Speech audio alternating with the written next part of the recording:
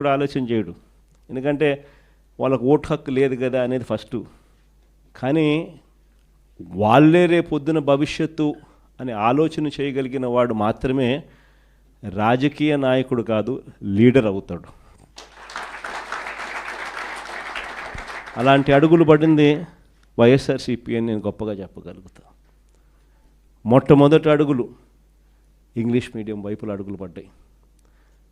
బడులు మార్చాలి, గవర్నమెంట్ బడులలో చదివే పిల్లలు కాంపిటేటివ్గా ఒక ఆస్పిరేషన్గా ఎవరైనా కూడా why should anybody go to Narayana, why should anybody go to Chaitanya, why should anybody go to any private పెద్ద స్కూలు. మన గవర్నమెంట్ స్కూళ్ళు ఎందుకు అలా లేవు? మన గవర్నమెంట్ స్కూళ్ళు ఎందుకు ప్రైవేట్ స్కూళ్ళతో పోటీ పడే పరిస్థితి ఎందుకు లేదు? గవర్నమెంట్ స్కూళ్ళ ప్రైవేట్ స్కూళ్ళతో పోటీ పడే పరిస్థితి వచ్చినప్పుడు, లేదా ప్రైవేట్ స్కూల్సే గవర్నమెంట్ స్కూల్స్తో పోటీ పడే పరిస్థితి తీసుకొచ్చినప్పుడు అప్పుడు పేదవాడి జీవితం బాగుపడుతుంది అన్నది మొట్టమొదటి సీడ్ అక్కడి నుంచి పడింది. కంపల్సరీ ఇంగ్లీష్ మీడియం స్కూల్స్గా ఇంగ్లీష్ మీడియం స్కూల్స్ మార్చాం. 3వ తరగతి నుంచే టోఫుల్ను ఒక పీరియడ్గా తీసుకొచ్చినాం. 3వ తరగతి నుంచే సబ్జెక్ట్ టీచర్ కాన్సెప్ట్స్ని తీసుకొచ్చినాం. ప్రతి పిల్లాడి చేతిలోనూ ఆక్స్ఫర్డ్ డిక్షనరీ కూడా బుక్కులతో పాటు ఇచ్చినాం, తెలుగు టు ఇంగ్లీష్ ట్రాన్స్లేషన్కు ఫెసిలిటేట్ చేస్తూ.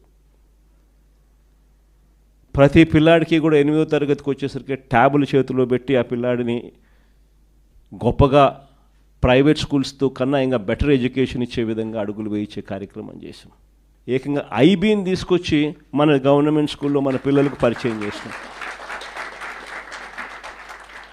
ఐబీ వాళ్ళు జెనీవా నుంచి వచ్చి మన స్టేట్ గవర్నమెంట్తో పనిచేయడం మొదలుపెట్టారు. 2025 first class, 2026 second class, 2027 third class and so on and so fourth పెట్టుకుంటూ 2035కి వచ్చేసరికి మన పిల్లలు 10th క్లాస్ ఎగ్జామ్ ఐబీలో రాసే విధంగా ఐబీ జెనీవా వచ్చి స్టేట్ గవర్నమెంట్తో పనిచేయడం మొదలుపెట్టింది.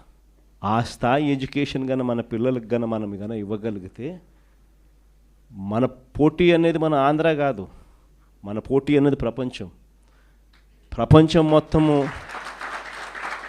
తో మన పిల్లలు పోటీ పడేటప్పుడు ఆ ప్రపంచంతో పోటీ పడే చదువులు మన పిల్లలకు అక్కడి నుంచి స్టార్ట్ అవుతున్నాయా లేదా అన్నది ది మోస్ట్ ఇంపార్టెంట్ ఆస్పెక్ట్ అవుతుంది.